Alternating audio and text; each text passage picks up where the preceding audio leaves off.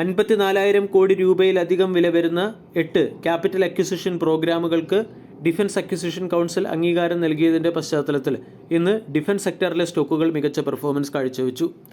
Defence ഇൻഡെക്സായ Nifty India defence index 1% ഉയർന്ന് 6,245 trade ചെയ്യുന്നു.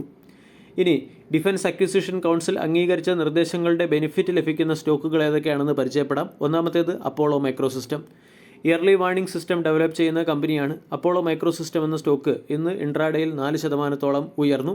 വരുണാസ്ത്ര ടോർപിഡോകൾ വാങ്ങാനുള്ള നിർദ്ദേശം അംഗീകരിച്ചതിൻ്റെ പശ്ചാത്തലത്തിൽ ഭാരത് ഡൈനാമിക്സിൻ്റെ സ്റ്റോക്ക് 3% ഉയർന്നു. DCX സിസ്റ്റം 6% ഉയരുകയും ഐഡിയ ഫോർജിൻ്റെ സ്റ്റോക്ക് 4% ഉയർന്ന് 399 രൂപയ്ക്ക് അടുത്തെത്തുകയും ചെയ്തു.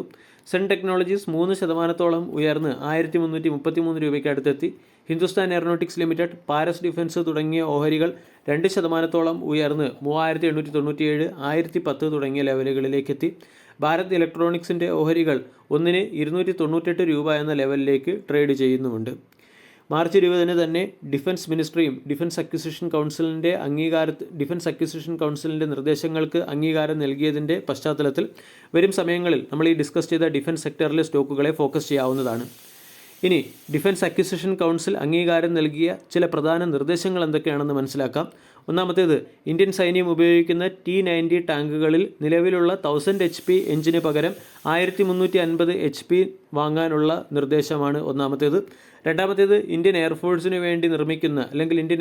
വേണ്ടി എയർലി വാർണിംഗ് സിസ്റ്റം വാങ്ങാനുള്ള തീരുമാനമാണ് രണ്ടാമത്തേത്.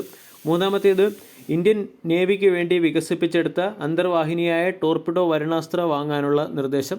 ഇതിൻ്റെ മൂന്നിൻ്റെയും ബെനിഫിറ്റ് അപ്പോളോ മൈക്രോസിസ്റ്റം, BEL തുടങ്ങിയ കമ്പനികൾക്ക് ലഭിച്ചേക്കും. ഈ തീരുമാനത്തിന് ശേഷം പ്രമുഖ ബ്രോക്കേജ് ഏജൻസിയായ ICICI സെക്യൂരിറ്റീസ് പ്രമുഖ ഡിഫൻസ് സെക്ടറിലെ സ്റ്റോക്കുകൾക്ക് ബൈ എന്ന റേറ്റിംഗ് നൽകിയിട്ടുണ്ട്.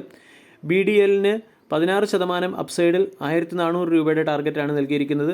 അസ്ട്ര മൈക്രോവേവിന് 935 രൂപയുടെ ടാർഗറ്റും BELന് 380 രൂപയുടെ ടാർഗറ്റും നൽകിയിട്ടുണ്ട്.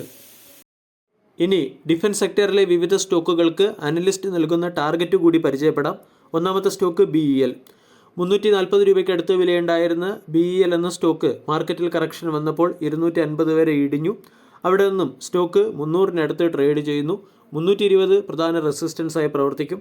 320-ന് മുകളിൽ സ്റ്റോക്ക് സസ്റ്റെയിൻ ചെയ്താൽ 380, 370 തുടങ്ങിയ ലെവലുകളിലേക്ക് ഉയരാനും സാധ്യതയുണ്ട്. 275 സ്റ്റോക്കിൻ്റെ സ്ട്രോങ് സപ്പോർട്ടാണ്. രണ്ടാമത്തേത് BELന് സമാനമായ ഒരു ചാർട്ട് പാറ്റേൺ ആണ് BDLലും കാണുന്നത്. ഡബിൾ ബോട്ടം രീതിയിലുള്ള ക്യാൻഡിൽ പാറ്റേൺ, അതായത് ബുളിഷ് ക്യാൻഡിൽ പാറ്റേൺ ഫോം ചെയ്തതിന് ശേഷം നെക്ക് ലൈൻ റെസിസ്റ്റൻസിനടുത്ത് സ്റ്റോക്ക് ട്രേഡ് ചെയ്യുകയാണ്. 1,275 സ്റ്റോക്കിൻ്റെ ഒരു റെസിസ്റ്റൻസ് സോണാണ്. ഇവിടെ നിന്നും സസ്റ്റെയിൻ ചെയ്യുകയാണെങ്കിൽ 1,350 വരെ സ്റ്റോക്ക് ഉയർന്നേക്കാം. സ്റ്റോക്കിന് 1,100-നടുത്ത് സ്ട്രോങ് സപ്പോർട്ടുണ്ട്. മൂന്നാമത്തേത് ഹിന്ദുസ്ഥാൻ എയറോനോട്ടിക്സ് ലിമിറ്റഡ്. 3,901 രൂപയ്ക്ക് അടുത്ത് ട്രേഡ് ചെയ്യുന്നു. 4,887 രൂപയുടെ ടാർഗറ്റാണ് സ്റ്റോക്കിന് അനലിസ്റ്റുകൾ നൽകിയിരുന്നത്. ഒരു സമയത്ത് 5,500 രൂപ അടുത്ത് വിലയുണ്ടായിരുന്ന സ്റ്റോക്ക് 3,000-നടുത്ത് വരെ ഇടിയുകയും അവിടെ നിന്നും സ്റ്റോക്കിൽ ബോട്ടം ലെവലിലുള്ള ബൈയിങ് വരികയും ചെയ്തിട്ടുണ്ട്. 4,000 എന്ന ലെവലിന് മുകളിൽ സ്റ്റോക്ക് സസ്റ്റെയിൻ ചെയ്താൽ 4,800, 5,000 തുടങ്ങിയ ലെവലുകളിലേക്ക് ഉയർന്നേക്കാം. മറ്റൊരു സ്റ്റോക്ക് മസഗോൺ ഡോക്ക് ഷിപ്പ് ബിൽഡറാണ്. മസഗോൺ ഡോക്ക് ഷിപ്പ് ബിൽഡർ എന്ന സ്റ്റോക്കിൽ റൗണ്ടിംഗ് ബോട്ടം രീതിയിലുള്ള ക്യാൻഡിൽ പാറ്റേൺ വന്നു കഴിഞ്ഞു. സ്റ്റോക്കിനെ സംബന്ധിച്ചിടത്തോളം 2,750 ഒരു റെസിസ്റ്റൻസ് ആണ്. അനലിസ്റ്റുകൾ 2,750 രൂപയുടെ ടാർഗറ്റാണ് മസഗോൺ ഡോക്കിന് നൽകുന്നത്. വീഡിയോ എല്ലാവർക്കും ഇഷ്ടമായി എന്ന് വിശ്വസിക്കുന്നു. താങ്ക്